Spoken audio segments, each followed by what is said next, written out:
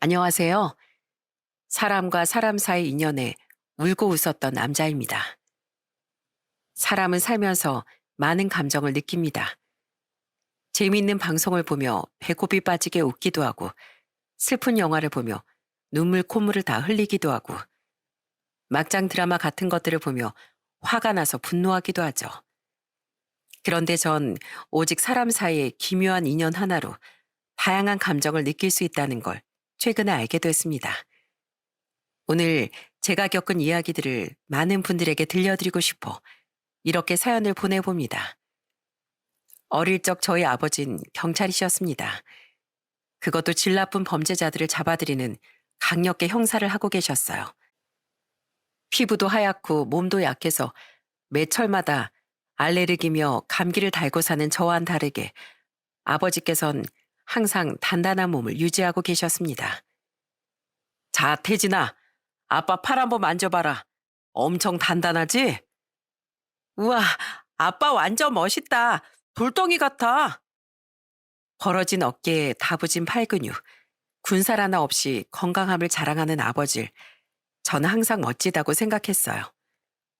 아버지께선 강력계 형사 일을 하고 계셨기에 항상 위험한 사건을 도맡으셨고 흉폭한 범죄자들을 직접 몸으로 상대하셨기 때문에 아버지의 손이며 팔 쪽엔 칼에 베인 흉터나 온갖 상처들이 가득해 피부가 남아나는 날이 없었습니다. 어머니께선 그런 아버지를 항상 걱정하셨어요. 혹시라도 무슨 일이 생기는 건 아닐까, 다치시는 건 아닐까 하면서 말이죠. 하지만 그런 어머니의 마음을 아시는 건지 모르시는 건지 언제나 태평하게 아버진 이런 말을 하셨습니다.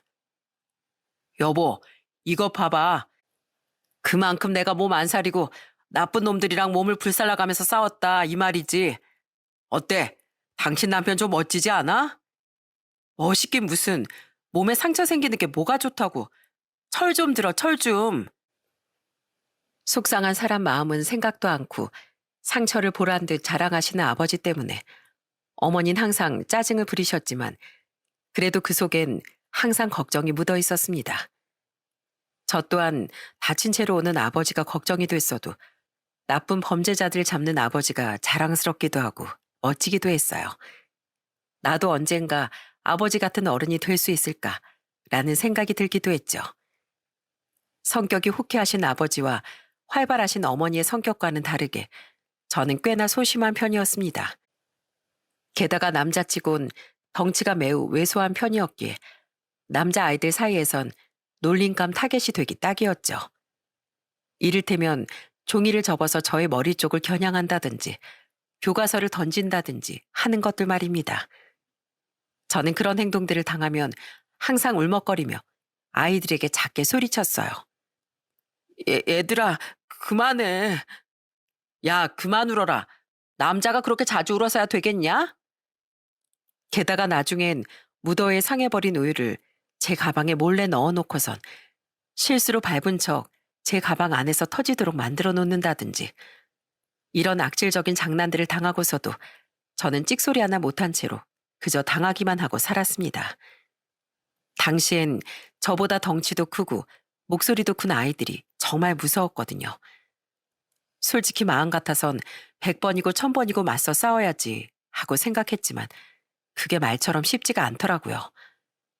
원래 부모님께선 제가 학교에서 놀림을 당하는지 친구가 없는지 모르고 계셨지만 상한 우유가 가방 속에서 터져 엉망진창이 된 걸 보시고는 어머니께선 깜짝 놀라며 제게 이런 말씀을 하셨습니다. 아들, 너 우유 안 마시잖아. 그런데 가방에 우유가 다 터졌는데? 아우, 냄새. 이거 상한 우유 아니야? 엄마, 그게... 혜진아, 이거 네가 그런 거 아니지? 어떤 녀석이 그랬어? 그때 처음으로 친구들이 매일같이 절 괴롭힌다는 걸 어머니께 이야기하게 됐고 어머니께선 제 이야기를 들으시더니 처음으로 불같이 화를 내셨습니다. 그리고 나중에 아버지가 퇴근하고 들어오시자마자 제가 했던 모든 이야기들을 전하시더니 정말 불같이 화를 내셨어요. 아휴, 내가 이놈의 학교를 내일 당장에 찾아가서 싹순 노란 녀석들 버르장머리 싹 고쳐놓든지 아님 담임 선생님한테 전화라든지 해야지. 아니, 애 가방이 저게 뭐야? 이 더운 날에 상한 우유 가방 안에서 다 터지게 만들어 놓고 저건 빨래해도 냄새가 남을 텐데. 아, 정말 화가 치밀어 오른다 진짜. 진정해 여보. 그래도 우리 태진이 안 다쳤으면 된 거잖아. 길길이 날뛰며 화를 내시는 어머니와 달리 아버지께선 굉장히 차분한 태도로 뭔가 곰곰이 생각하셨습니다. 그리고 그날 저녁 아버진 방긋 웃으며 제게 이렇게 말씀하셨어요. 우리 아들, 오랜만에 아빠랑 저녁 산책할까? 잠깐 우리 아들이랑 들를 곳이 있기도 하고. 들를 곳이요? 거기가 어딘데요, 아빠? 어딜 가는 거냐고 물어봐도 아버지께선 아무것도 대답해 주지 않으셨고 방긋 웃은 채로 제 손을 잡고서 어디론가 향하셨죠. 그렇게 아버지 손을 잡고 도착한 곳은 다름 아닌 한 태권도장이었어요. 거긴 아버지 친구분이 운영하신 곳이었습니다. 자, 아들. 아빠가 아저씨랑 잠깐 할 이야기가 있어서 저쪽 가서 놀고 있을래? 꽤나 넓은 도장엔 사람이 아무도 없었고 아버지와 아버지 친구분은 심각한 표정을 하고서 30분이 넘게 대화를 나누셨습니다. 저는 그동안 아무것도 하는 것 없이 도장의 구석에서 꼼지락거리며 손장난만 치고 있었죠. 태진아, 이리 와볼래? 그렇게 혼자 있다 아버지의 부름에 쪼르르 달려갔고 저는 거기서 놀라운 이야기를 듣게 됐습니다. 태진아, 태진이 내일부터 여기서 태권도 배울 거야. 태권도? 아빠, 나 태권도 한 번도 해본 적 없는데, 그리고 운동 힘들어서 하기 싫은데. 힘들어도 배워야 돼. 오늘 엄마가 많이 속상해 하시는 거 태진이도 봤지? 학교에서 애들한테 괴롭힘이나 당하고 그게 다 태진이 네가 체력이 약해서 그런 거야. 그런 녀석들이 놀리고 괴롭혀도 눈 하나 깜짝 안 하고 오냐. 괴롭힐 때면 괴롭혀 봐라. 어디 한번 갈 때까지 가보자. 이런 심산으로다가 맞서 싸워야지. 혜진아, 태권도는 그렇게 힘든 운동이 아니야. 지금 아저씨가 허리에 묶어놓은 띠 보이지? 이 띠도 나중엔 색이 달라진다. 혜진이 검은색 좋아하니? 네. 처음에 시작할 땐 하얀 띠로 시작하거든. 그런데 시간이 지나면 하얀 띠가 검은 띠로 바뀔 수도 있어. 우리 태진이가 건강하고 씩씩하고 튼튼해질 수 있게 이 아저씨가 열심히 가르쳐 줄 테니까 한번 열심히 배워보자. 이제부턴 아저씨를 관장님이라고 불러. 해보겠다고 대답은 했지만 그래도 운동의 운자도 모르는 사람이 해도 되는 걸까 걱정이 안 될 수는 없었습니다. 그리고 다음날 아침 등교를 하고 담임 선생님께서 반으로 들어오시자마자 회초리를 탁상 위에 소리내어 내려놓으시더니 아이들을 향해 이렇게 소리치셨어요. 여태까지 태진이 괴롭힌데 가담한 사람들 다 나와. 선생님의 말을 듣자마자 아, 어머니께서 학교에 전화를 주셨구나 하는 생각이 들었습니다. 담임 선생님께서는 원래 저렇게 화를 내시는 분이 아니었는데 저렇게 회초리를 들고 소리를 지르시는 걸 보면 아주 단단히 화가 나신 것 같았어요. 반 분위기는 순식간에 얼음물을 끼얹은 것 마냥 싸늘해졌고 저를 집중적으로 괴롭혔던 아이들 몇 명이 쭈뼛거리며 일어나서는 앞으로 나갔습니다. 같은 반 친구랑 사이좋게 지내도 모자랄 판에 뭐? 상한 우유를 가방 안에 넣어놔? 머리 위로 교과서를 던져? 너넨 벌이야. 실내화 벗고 양말 벗고 무릎 꿇어. 아이들은 깜짝 놀라며 그제서야 선생님께 잘못했다고 빌었지만 선생님은 한 번 더 소리를 지르셨고 녀석들은 울며 겨자 먹기로 실내화와 양말을 벗고선 무릎을 꿇었습니다. 교실 전체에 발바닥과 회초리의 마찰 소리가 크게 울려 퍼졌고 혼나는 아이들은 온통 울음바다가 되고 말았어요. 그날 이후부터 아이들은 저를 괴롭히지 않았습니다. 그날 맛봤던 발바닥 마찰의 맛이 어지간히도 아팠나 보더라고요. 그리고 확실히 깨달았어요. 아버지의 말씀대로 약한 체력을 조금이나마 키워야 되겠다는 것을요. 그래서 그날부터 저는 태권도장에 꼬박꼬박 나가며 주먹 찌르기, 발차기 등 정말 다양한 것들을 배웠습니다. 제 생에 태어나 처음으로 줄넘기 50번도 해봤는데 항상 10개 정도만 하다가 50번 정도라니 정말 죽을 맛이더군요. 힘들어서 헥헥거리는 저를 보면서 관장님은 이런 말씀을 하셨습니다. 넌 정말 니네 아빠랑 똑같구나, 태진아. 너희 아빠도 너만한 나이에 조금만 달려도 엄청 헥헥거렸었는데 지금이랑은 다르게. 네? 저희 아빠가요? 어, 지금 모습만 보면 상상이 잘 안 가지? 그러니까 태진이도 그렇게 될 수 있어. 자세도 좀 서툴긴 하지만 처음 치곤 충분히 잘할 수 있고, 그리고 도장에서만 운동하는 게 아니라 밖에서도 시간 날 때마다 틈틈이 운동해야 체력이 더 느는 거 알지? 우리 태진이 잘할 수 있어. 관장님께선 제게 정말 잘해주셨습니다. 제가 아버지 아들이라 그런 것이 아니라 그냥 일반 학생들을 대하는 것처럼 정말 잘해주셨어요. 서툰 저의 자세도 잘 잡아주셨고 처음인데도 잘하고 있다며 격려도 해주셨죠. 그런 관장님 덕분에 조금씩 건강해지는 느낌을 받을 수 있었습니다. 단시간에 금방 몸이 튼튼해지는 건 아니겠지만 그래도 이전처럼 툭 치면 픽 하고 쓰러질 것 같은 약골은 아닌 것 같은 느낌이 들었어요. 흰 띠부터 시작해 빨간 띠에 이르기까진 오랜 시간이 흘렀습니다. 처음엔 잘 느끼지 못했는데 띠의 색이 변하기 시작하다 점점 가슴이 두근거리는 게 느껴지더라고요. 그렇게 저는 태권도의 운동 자체에 재미를 붙인 채 계속해서 운동을 했고 가끔씩 도장을 마치고 나면 아버지와 셋이 만나 동네 고깃집에서 고기를 먹고 들어가기도 했습니다. 그렇게 재미를 붙이고 태권도를 시작한 지 막 2년 차가 되던 12살 무렵 관장님께선 제게 뜻밖의 소식을 전해주셨어요. 바로 도장문을 닫게 됐다는 것이었죠. 네? 갑자기 왜요? 어, 태권도 배우려고 하는 아이들도 점점 줄고 거기다가 내가 몸도 요즘 많이 안 좋아져서 내놓게 됐어. 미안하다, 태진아. 아니에요, 관장님. 피치 못할 사정인 거잖아요. 어쩔 수 없는. 솔직히 너무 갑작스럽기도 하고 아쉽기도 했지만 어쩔 수 없는 이유였기에 아쉬움을 대놓고 드러낼 순 없겠다 싶었어요. 그러다 관장님은 저를 보고 웃으시며 말씀하셨죠. 난 널 처음 봤을 때 참 피는 못 속인다. 어쩜 저렇게 지네 아버지랑 똑 닮았을까 하고 생각하긴 했지만 소심하고 겁 많은 모습은 날 닮은 것 같다고 생각했어. 나도 어린 시절엔 아주 많이 소심했거든. 관장님이요? 어, 난 어릴 때 친구들한테 내 의견 하나 제대로 말하지 못했었고 기어 들어가는 목소리로 말하곤 했었어. 그래서 아버지께선 그런 날 굉장히 답답해 하셨지. 형은 나랑 다르게 운동도 잘했고 말도 많아서 항상 친구들이 많았어. 그런 형을 보고 내 모습에서 벗어나고 싶어서 무작정 운동을 시작하게 됐고 그렇게 시작한 운동을 지금까지 하게 된 거야. 신기하지 않니? 저도 관장님 같은 사람이 될 수 있을까요? 그럼 물론이지. 사람은 말이야. 마음만 먹고 노력만 하면 충분히 좋은 방향으로 바꿀 수 있어. 비록 도장은 문을 닫아도 혜진이가 지금보다 더 건강하고 씩씩하게 자랐으면 좋겠다. 그럴 수 있지? 관장님, 왜 떠날 것처럼 이야기를 하세요?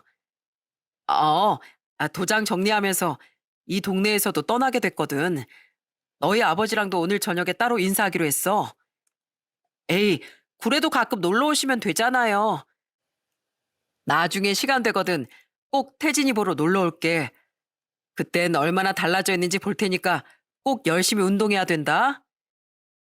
관장님께선 씁쓸한 듯 웃으며 저의 얼굴을 천천히 어루만져 주셨습니다. 그때는 알지 못했어요. 그것이 관장님과의 마지막 인사였다는 걸 말이죠. 그날 저녁 아버지께선 제 앞에서 처음으로 술을 많이 드신 모습을 보여주셨습니다. 중마 고우였던 친구가 동네를 떠나게 됐다는 속상함, 아쉬움 때문이었는지 눈물을 살짝 흘리시기도 했어요.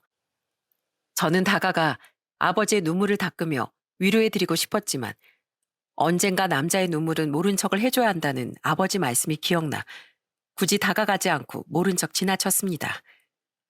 그 후 관장님의 도장은 문을 닫았고 저는 다른 도장에 다니게 되면서 꿈에 그리던 검은 띠까지 따게 됐어요. 아버지와도 시간이 날 때마다 틈틈이 운동을 하곤 했습니다. 그러다 가끔 아버지께 관장님의 안부를 물어보기도 했어요. 아빠, 관장님은 어떻게 지내고 계시는지 알아? 이사 간 이후부터 아빠도 연락이 끊겨서 잘 모르겠네. 녀석 생각해보니 괘씸하네. 이사 가자마자 전화 한 통 달라고 했는데 전화도 안 해주고 말이야. 아무리 찾아 헤매도 꽁꽁 숨어서 연락이 안 되구나. 그래서 아빠도 너무 답답해. 아버지께서도 아무리 연락을 해도 연락이 닿지 않는다고 하시니 더 궁금하더라고요. 어디서 뭘 하고 계실까? 다른 곳에서 태권도장을 차리신 걸까?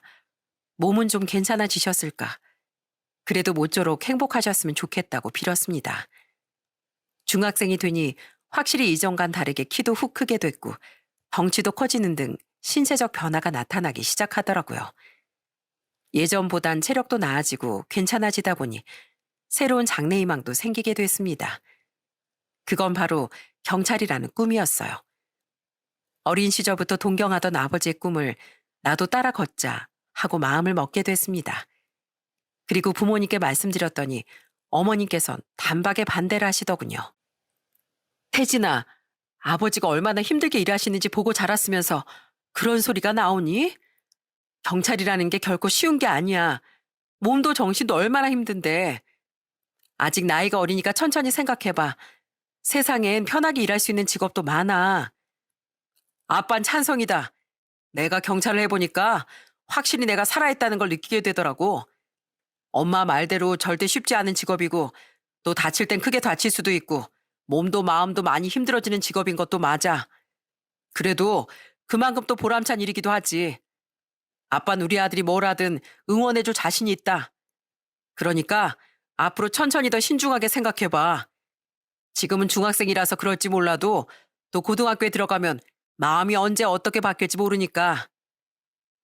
어머니께선 반대하는 입장을 보이셨지만 아버지께선 적극적으로 제 꿈을 응원해 주셨습니다. 사실 꿈을 논하기엔 아직 어린 나이가 맞았지만 제 마음은 한 방향으로 점점 기울어지고 있었어요. 경찰이 되기 위해선 몸만 단련을 하는 것이 아니라 공부도 정말 열심히 해야 했기에 중학교에 들어오면서부턴 성적 관리에도 열심히 힘을 쏟았습니다. 가끔은 코피를 쏟아가면서까지 열심히 공부하던 제게 어느 날 아버지께선 제 등을 토닥이시며 이렇게 말씀을 해주셨어요. 아들, 세상엔 도움을 필요로 하는 사람들이 제법 많단다. 네가 정말 경찰을 꿈꾸고 있다면 아빤 네가 정의로운 경찰 그리고 많은 시민들의 손가발이 되어주는 그런 경찰이 됐으면 좋겠다. 노력하는 건 너무 멋지다, 아들. 노력하는 사람에겐 승리가 따른다는 말도 있으니까 앞으로 더 힘내봐. 고마워, 아빠. 나 아빠같이 멋진 경찰이 되도록 정말 많이 노력할게.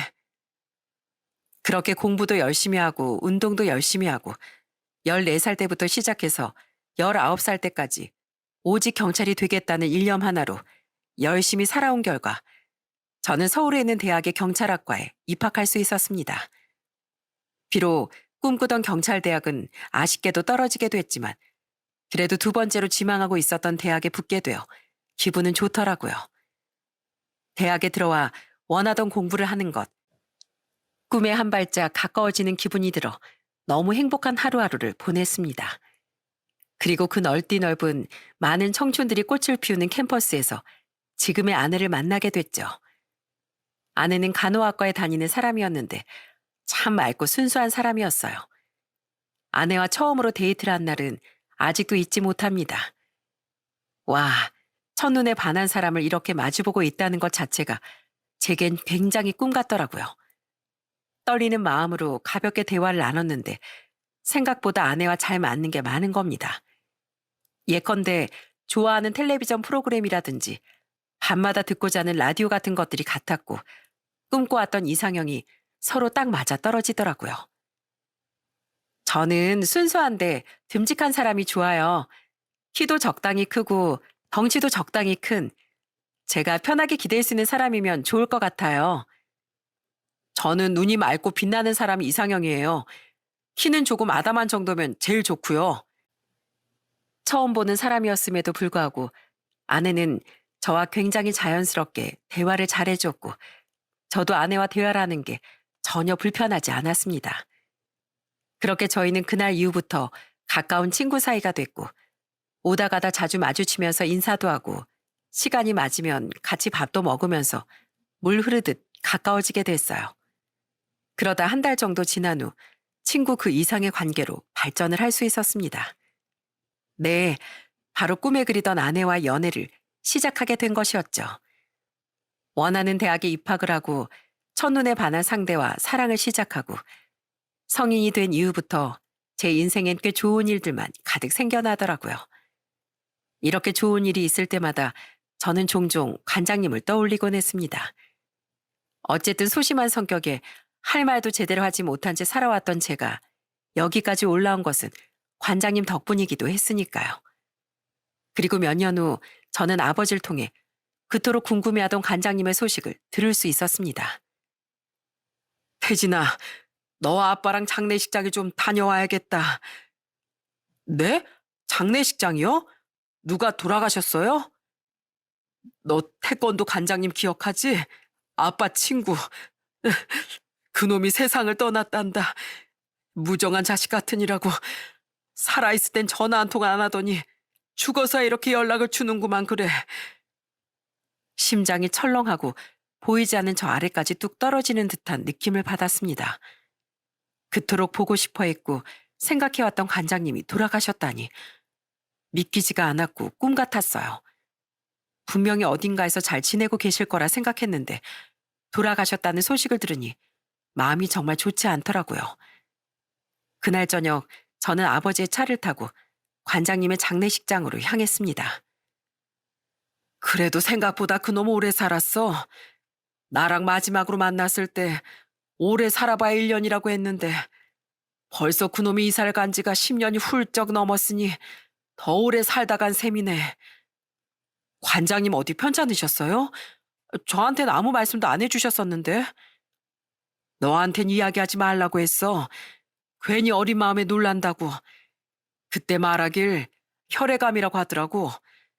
병원에서도 뭐 심각한 수준이라고 했다던데 생각보다 치료가 잘 들었나 봐. 아휴, 참 헛헛하다 헛헛해. 어린 시절부터 이 아빠랑 단 한 번도 떨어진 적이 없던 놈이었는데 이사 간 후로 연락 한 통 안 하고 살다가 오늘에서 연락 온 게 세상을 떴다는 연락이라니. 가끔 아버지랑 관장님 보면 뭔가 특별한 관계구나 싶긴 했어요. 두 분 어떤 사이셨는지 물어봐도 돼요? 어릴 적 난 무척이나 몸이 약했었고 그 친구 녀석은 제대로 말 한마디 못할 정도로 소심한 성격을 가지고 있었어.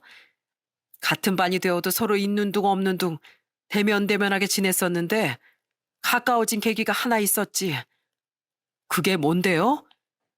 아빠 어릴 때 어머니 사고가 나서 돌아가시고 하나뿐인 형은 열병으로 세상을 떠났어. 그래서 집에는 아버지랑 아빠 이렇게 둘만 남게 됐는데 아버지께서는 술만 드시면 나한테 손찌검을 하시는 게 일상이었지. 원래는 어머니랑 나 그리고 형한테 돌아가면서 손을 올렸었는데 이젠 아무도 없으니까 내가 타겟이 되어버린 거였어. 그런데 그날도 평소처럼 아버지가 술을 드시고 나한테 손을 들고 계셨고 난 아무런 저항도 못하고 그냥 아버지가 손을 대면 되는 대로 가만히 받아들이고만 있는데 누가 대문을 막 두들기는 거야. 아버지가 성난 목소리로 누구냐고 지금은 바쁘니까 가라고 했는데 계속 두드리더라고. 누가 문을 두드렸는데요? 그 사람은 뜬금없게도 내 친구 놈이었어. 아버진 신경질적으로 대문을 열었고 그 앞에 서 있는 친구 놈을 보고 윽박을 질렀지. 무슨 볼 일이 있어서 왔냐고. 그런데 그 순간 아버지가 비명을 지르면서 쓰러지시는 거야. 그때 그 친구 녀석은 우리 집 안으로 들어와 내 손목을 잡고 미친 듯이 내달리기 시작했어. 난 체력이 안 좋아서 조금만 뛰어도 죽을 듯이 헥헥거렸는데 그 녀석은 힘든 날 질질 끌어가며 등에 업어가면서까지 내달렸어. 집이 보이지 않을 정도로 말이야. 그 친구가 관장님이셨던 거예요? 그렇지. 그렇게 정신없이 내달리다가 우린 쓰러졌고 난 너무 힘들어서 헥헥거리다 겨우 숨을 고르고 녀석한테 물어봤지. 어떻게 우리 집에 찾아왔느냐고. 그랬더니 내 몸에 있는 멍자국을 봤대. 친하지도 않았는데 그게 그렇게 마음이 쓰였다는 거야. 그래서 그 녀석이 나한테 말을 좀 붙여봐야지 하면서 내 뒤를 따라오다가 우리 집 들어갈 때까지 나한테 말을 못 걸었대. 그러다가 집 위치를 알게 됐고 어쩌지 하면서 돌아가려다가 이제 목격을 하게 된 거지. 그 시절엔 워낙에 그런 일들이 많아서 경찰에 신고를 해도 달라지는 건 아무것도 없었어. 그래서 어떻게 해야 하지 생각하다가 저지른 게 문을 두드리고 아버지 눈에 흙을 뿌리고서 냅다 도망을 치는 거였어. 와, 관장님 소심하셨다면서 용기 한번 대단하셨네요. 그러다 잡히기라도 하셨으면. 나도 그걸 물어봤지. 너 우라버지한테 잡혔으면 어쩔 뻔했냐. 이러니 잡을 테면 잡으시라고 해. 나도 한 대 시원하게 두드려 맞지 뭐. 이렇게 말하더라고. 그날 난 아무도 없는 친구네 집에서 하룻밤을 보내게 됐지. 혹시나 아버지에게도 혼날까 두려운 마음이 들어서. 그때부터 그 친구 녀석이랑은 둘도 없는 가까운 사이가 됐고. 그럼 할아버지 뭐라고 하셨어요? 네 친구 그 싹수 노란 놈 잡아와 라고 하시길래 싫다고 대들었지. 내가 왜 그래야 하냐고. 싫다고. 나도 이제 절대 당하고만 살진 않겠다. 마음먹은 거였지. 그리고 자라면서 친구랑 열심히 운동을 하면서 성장했고 내 몸이 커지기 시작하니까 아버지 몸은 점점 작아지더라고. 돌아가시기 전까지 나한테 미안하단 말 한마디 안 하셨지만 에휴, 아무튼간 그 녀석 덕에 내 삶은 많은 부분들이 변했어. 난 그 녀석 덕분에 용기를 얻었고 그 녀석도 날 만나면서 성격이 변했고 내 인생에 두 번은 없을 녀석이지. 아버지의 말을 들으면서 새삼 관장님과 아버지가 얼마나 애틋한 인연이었는지 특별한 사이였는지를 알 것 같아 마음이 시려왔습니다. 장례식장에 도착한 후 안으로 들어가자 제일 먼저 눈에 들어온 건 휠체어를 타고 있던 여자였습니다. 아버진 그 여자아이가 익숙한지 다가가 손을 잡아주시며 이렇게 말씀하셨어요. 가을이 잘 있었어? 아저씨 기억나지? 네, 기억나요. 저희는 옆에 계시는 관장님의 아내분으로 보이는 분께도 인사를 드리고 저를 올린 다음 부조금을 넣고 다시 차를 타고 집으로 돌아갔습니다. 아까 그 사람은 친구 녀석한테 하나밖에 없는 딸이야. 선천적으로 하반신 마비가 있어서 휠체어 신세를 지고 있어. 너무 딱해서 눈물만 나구나. 에휴. 아버지가 돌아오는 길 속으로 관장님의 영원한 안식을 빌었습니다. 살아생전 한 번이라도 찾아뵈었으면 참 좋았을 걸. 아쉬운 마음도 들었고 그래도 하늘에선 편안하게 지낼 수 있어 그거 하나만큼은 다행이라는 마음도 들었어요. 그 후 저에겐 많은 일들이 찾아왔습니다. 오래도록 연애를 한 아내와 결혼에 꼴이 냈고 대학 졸업 후 그토록 꿈에 그리던 경찰이 될 수 있었어요. 그 사이 아내도 간호사 국가고시에 합격을 하고 더불어 임신까지 해서 집안의 3가지 경사가 한 번에 찾아오게 됐답니다. 이 일을 다 치르고 나니 어느덧 제 나이도 30에 가까워져 있더군요. 처음 발령을 받은 곳은 한 동네 지구대였습니다. 와, 그런데 경찰서와는 달리 지구대엔 정말 별의별 사람들이 다 찾아오더라고요. 냅다 문을 박차고 들어와서는 여기 화장실이 어디냐며 냅다 토를 하는 사람도 있었고 서로 머리를 잡고 들어와선 어떤 놈이 잘못했는지 시시비비를 좀 가려보자며 싸움을 하는 사람들도 있었습니다. 그런 사람들을 하루에 한 번 이상은 만났는데 정말 머리가 어질어질 하더라고요. 하지만 조용할 땐 또 조용했고 막내 직원이라고 많은 분들이 잘 챙겨주셨기에 크게 힘든 건 없었습니다. 그렇게 일을 하면서 관장님의 가족을 우연찮게 만나게 된 건 그로부터 3년 정도가 지난 후 가족끼리 나들이를 가는 길에서였어요. 좀 도와주세요. 저 사람이 제 가방을 가지고 갔어요. 소리를 듣고 본능적으로 뒤를 돌아보니 한 여자분이 휠체어에 앉아 소리를 지르고 있었고 저 멀리선 검은 옷을 입은 남자가 가방을 품에 끌어안고 달리는 게 보였습니다. 저는 금세 그곳으로 다가가 무슨 일이냐고 물었어요. 저 사람이 갑자기 저한테 다가와서 제가 안고 있는 가방을 순식간에 가져갔어요. 저 가방이 어떤 가방인데. 여자분은 한참을 어쩔 줄 몰라 하더니 본인이 쫓아가려 휠체어를 잡고 온몸을 덜덜 떨며 일어서다 앞으로 넘어지면서 얼굴을 다치고 말았습니다. 우선 저는 아내에게 여자분을 부탁한 다음 빠르게 경찰서에 신고를 한 뒤 날치기 범이 사라진 곳을 향해 달려갔습니다.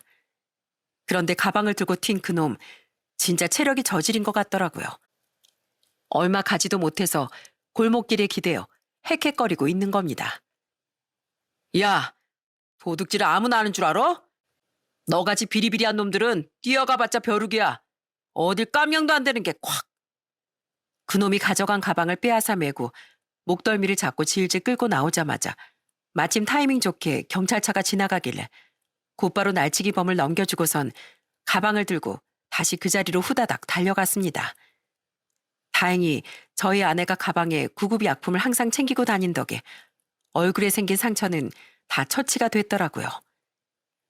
여기 가방 찾아왔어요. 그놈 얼마 못 가서 자기 혼자 지쳐 쓰러져 있더라고요. 네, 맞아요. 정말 감사합니다. 이거 저한텐 정말 소중한 가방이거든요.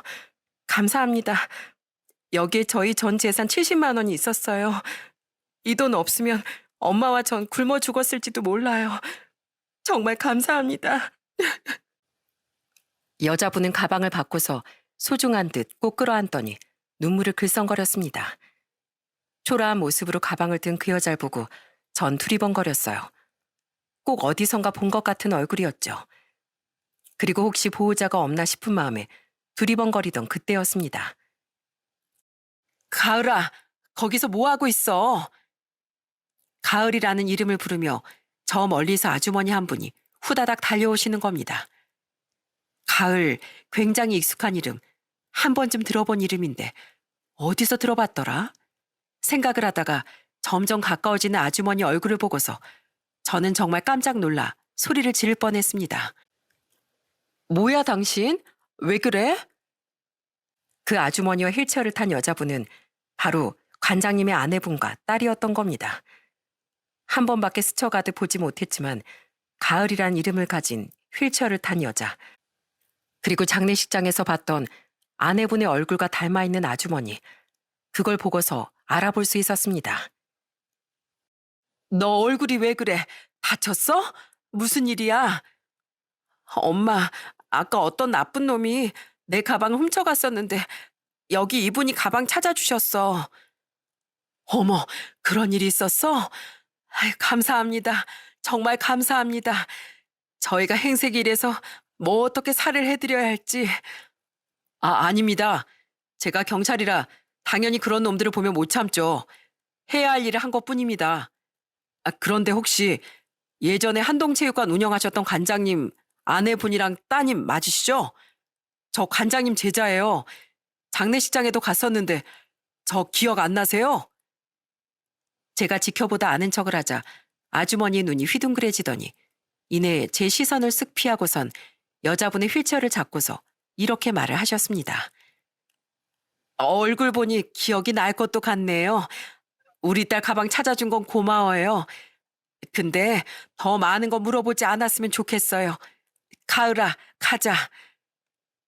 이전과는 다르게 초라한 행세, 며칠을 감지 않은 듯한 머리에 계절에 맞지 않는 옷, 당황한 듯 말을 얼버무리며 떠나버리는 아주머니와 딸의 모습에 적잖게 당황스러울 수밖에 없었습니다. 그리고 그날 밤 아버지와 통화를 하며 관장님의 아내분과 딸을 마주쳤다고 말씀드렸어요. 그런데 이전과는 달리 행색이 무척 초라하고 도망을 치듯 사라져버렸다고 말씀드리자 아버지께선 정말 놀라시면서 제게 되물으셨습니다. 정말 제대로 본 거 맞아? 잘못 본 거 아니고? 아주머니가 절 알아보셨어요. 그런데 제 눈을 피하시면서 여기서 왜 이러고 있는지 묻지 말아달라고 하시더라고요. 뭔가 사연이 있으신 것 같았어요. 그래, 내일은 내가 쉬는 날이니까 혹시라도 다시 마주치게 되면 나한테 곧바로 전화해다오. 그리고 저는 다음 날 출근을 했고 순찰을 핑계로 어제 아주머니와 딸을 만났던 공원 쪽을 계속해서 어슬렁거렸습니다. 그리고 11시 정도가 되니 그곳에 노숙자 무료 급식소가 차려졌고 행색이 꾀재재한 노숙자 어르신들이 점점 모여들기 시작했습니다. 아주머니와 딸도 그 자리에 있는 걸 볼 수 있었어요. 그걸 본 저는 아버지께 급히 문자를 드렸고 두 분이 식사를 다 끝내고서도 한동안 계속 그 자리에 계셨어요. 그리고 아버진 급식소가 정리되고 난 후 곧바로 두 모녀가 있는 공원으로 찾아오셨습니다. 제가 벤치 쪽에 있다고 말씀을 드리니 아버지께서는 알아보신 듯 눈물을 흘리시며 다가갔고 저도 그런 아버지의 뒤를 조용히 따라갔어요. 재수 씨, 여기서 대체 뭐 하고 있는 거예요? 여기 있는 건 어떻게 알고 찾아왔어요? 순찰 돌다가 우연히 보게 됐습니다. 아버지께서 꼭 한번 뵙고 싶다고 해서 제가 연락을 드린 거고요. 불편하셨다면 정말 죄송합니다. 부탁이니까 우리한테 이러지 말고 모른 척 좀 지나가 주면 안 될까요? 제발. 어떻게 모른 척을 할 수 있습니까? 제 인생을 달라지게 만든 제 인생 하나뿐인 친구의 가족인데 어떻게 이런 걸 보고서도 모른 척을 할 수 있겠느냐고요. 아버진 눈물이 가득 찬 목소리로 소리를 질렀고 아주머니 놀라시더니 이내 아버지와 함께 눈물을 펑펑 쏟아내셨습니다. 재수 씨, 힘을 내고 살아야지. 도대체 왜 이러고 사는 거예요? 예. 미안합니다. 저도 이렇게 살고 싶지 않아요. 사실 처음부터 그 사람이랑 결혼을 할 때부터 순탄하지 않았어요. 시부모님과 아주버님은 내가 처음 인사를 하러 간 날부터 절 마음에 안 들어 했죠. 없는 집 딸이라면서. 그런데 그 사람이 절 너무 사랑하고 저랑 결혼을 하지 못하면 가족과 모두 연을 끊어버리겠다고 선전포고를 해버린 거예요. 그래도 아들이랑 연이 끊기는 건 두려운 건지 마지못해 결혼을 허락해 주더라고요. 결혼식은 안 하고 혼인신고만 하고 살았지만 그래도 20년 넘게 행복했어요. 네, 제가 더 잘 알죠. 그때 그놈이 얼마나 힘들어한걸요.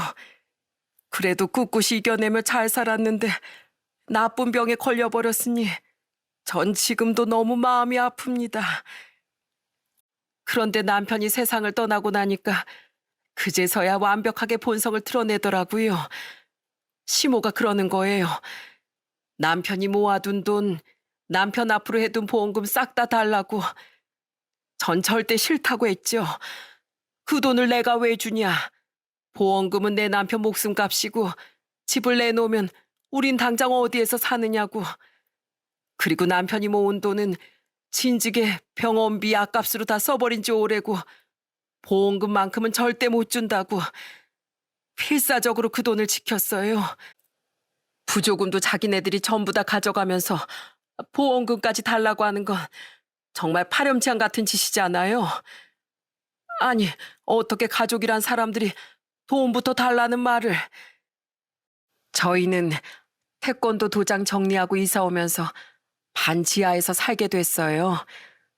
좁고 습기가 가득 찼지만 그래도 나름 잘 지냈고 남편도 긍정적인 마음을 가지면서 치료를 받았어요. 처음 의사는 얼마 못 산다고 했는데 남편은 아주 기적처럼 치료를 받고 나아졌습니다. 근데 완치 판정을 목전에 두고 또 재발이 되고 말았죠. 우린 그래도 희망의 끈을 놓지 않았어요. 남편은 이번에도 치료를 잘 받아 나아지는가 하더니 갑자기 위중해져서 하늘나라로 가고 말더라고요. 남편이 아픈 와중에도 시댁 식구들은 병원에 찾아와 남편을 힘들게 했죠. 네가 결혼만 잘해서 봐라. 이렇게 아플 일이 있겠나 하면서 장래 내내 절 마치 남편 잡아먹은 악귀 취급을 했어요. 진짜 남편을 잡아먹은 사람은 자기들이면서. 그동안 그런 일이 있었을 거라곤 꿈에도 생각 못했어요. 그래도 보험금만큼은 정말 철저히 지켰어요. 어떻게든 먹고 살아야 하니까. 그래서 허드렛 일도 하고 식당 일도 하고 온갖 걸 다 하면서 악착같이 살았어요. 그러다 얼마 전에 친구가 제게 추천하고 싶은 게 하나 있다면서 저를 꼬드기더군요. 투자만 하면 큰 돈을 벌 수 있게 해준다면서 2천만 원 정도만 주면 큰 돈을 만질 수 있게 해주겠다고. 그러기에 그 말에 속아서 남편 보험금으로 아껴놨던 2천만 원을 그만 건네고 말았어요. 2천만 원으로 큰돈을 만질 수 있겠다고 해주는데 전 그 말에 넘어가고 말았습니다. 원금의 2배를 준다고 하니 그 돈이면 저와 가을이가 좀 더 나은 인생을 살 수 있을 것만 같았거든요. 근데 어느 날부턴가 연락이 안 되더라고요. 한마디로 제 뒤통수를 친 거였습니다. 전 친한 친구가 제게 배신할 거라곤 꿈에도 생각 못했고요. 전 바보였어요. 세상 물정도 모르는 바보요. 설상가상으로 집은 이번에 내린 폭우 때문에 지하가 잠겨서 모든 걸 다 잃어버렸습니다. 집주인은 어차피 계약이 끝났으니 저희 보고 나가라고 했고요. 그래서 2주 전부터 찜질방과 노숙을 전전하며 지내고 있었습니다. 남은 건 몸뚱아리랑 옷, 그리고 남편이 선물해줬던 딸의 가방뿐이었어요. 아주머니는 그 자리에서 주저앉아 통곡을 하셨습니다. 심지어는 입고 있는 옷들도 새벽 헌옷 수거하면서 버린 옷들을 주워다 입는다는 소리에 저희는 정말 까무러치게 놀랄 수밖에 없었어요. 지금 들은 이야기가 정말 실제 이야기가 맞는지 의심스러울 정도였죠. 아버지께선 묵묵히 그 말을 들으시더니 아주머니의 손을 덥석 잡고서 이렇게 말씀하셨습니다. 당분간 지낼 거처를 마련해 줄 테니까 우선 자리를 옮겨요, 재수 씨. 날도 더운데 이렇게 밖에서 생활하면 나중엔 더 험한 일 생겨요. 그러니까 제발 그렇게 합시다. 어떻게 그럴 수가 있겠어요. 신세지고 싶지 않습니다.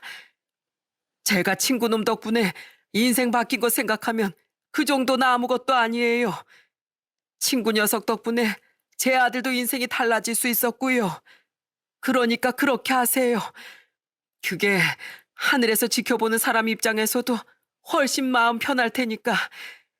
그리고 난 퇴직했지만 우리 아들이 경찰이니까 사기 피해 당한 건 우리가 도와줄 수 있는 부분이 없는지 알아볼게요.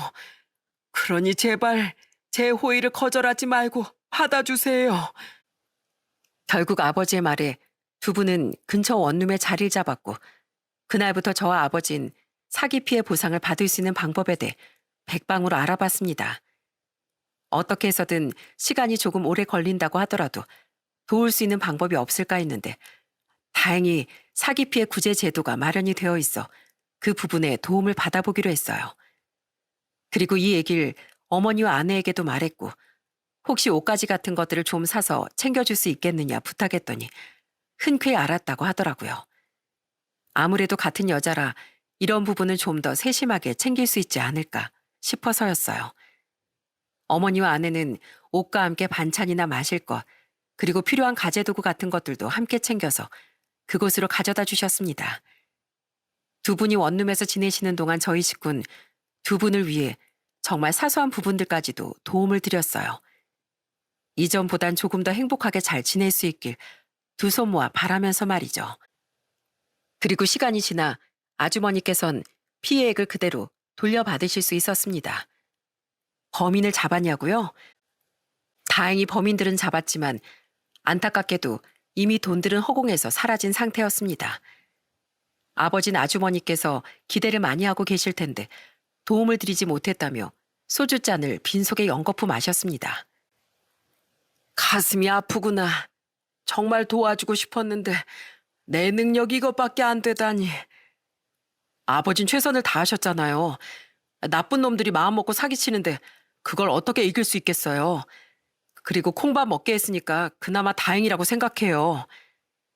재수 씨가 많이 실망할 텐데 어떻게 해야 할지 모르겠다. 아버지, 제가 드릴게요. 그 2천만 원 제가 드리겠습니다. 뭐? 아니 너한테 그렇게 큰 돈이 어디 있어? 사실은 이미 아내랑도 얘기를 끝낸 상태예요. 제가 어렸을 때부터 남자다고 자신감을 갖게 해준 분의 가족이라고 말했어요. 근데 지금은 너무 고통받고 살고 계셔서 돕고 싶다고요. 그랬더니 제 아내도 흔쾌히 동의하던데요. 돈은 이럴 때 쓰는 거라면서요. 언젠간 우리한테 복으로 돌아올 거니까 꼭 도와달라면서 말이에요. 그러니까 아버지, 술 그만 드시고 자책하지 마세요. 아이고, 내가 왜 진작 그 생각을 못했을꼬. 우리 아들네 부부가 나보다 훨씬 생각이 깊고 착하구나. 됐다, 됐어. 이 애비가 알아서 처리하마. 사람은 은혜를 받았으면 갚아야 되는 것이겠지. 아버진 그렇게 말씀하시며 다음날 아주머니께 3천만 원을 건넸습니다. 2천만 원은 피해받은 금액이고 1천만 원은 포기하지 않고 힘내라고 주신 돈이셨죠. 솔직히 그때 당시 저희 아버지의 상황도 좋지 않은 상태였습니다. 자세히는 말씀 못 드리겠지만 넉넉한 상황은 아니셨어요.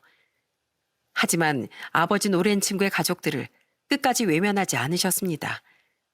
아주머니께선 아버지의 돈을 계속 거절하시다가 우리 가족의 설득 끝에 눈물을 뚝뚝 흘리시며 이렇게 말씀해 주셨죠.